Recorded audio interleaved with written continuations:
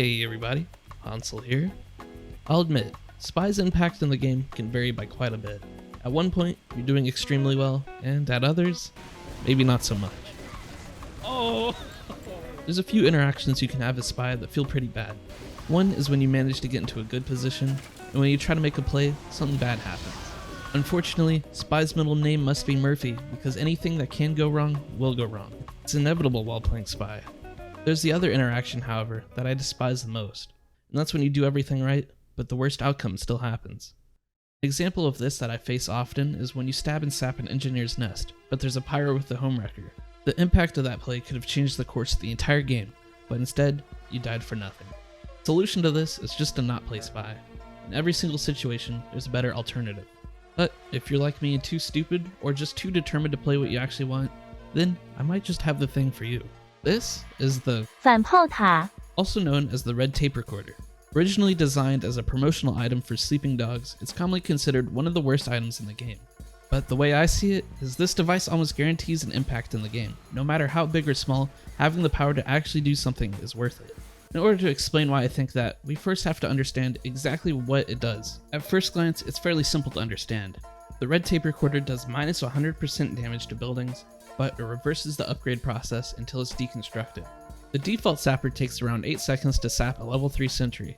It takes the red tape recorder around 17 seconds. A little more than double the default time.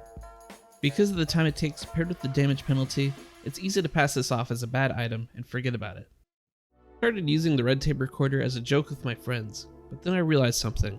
In a situation where the default sapper would destroy a building, then most times the red tape recorder would as well. But in the situation where there was more than one Engie or a pyro with a homewrecker, I started liking the red tape recorder more, knowing that I would have some impact where the default wouldn't.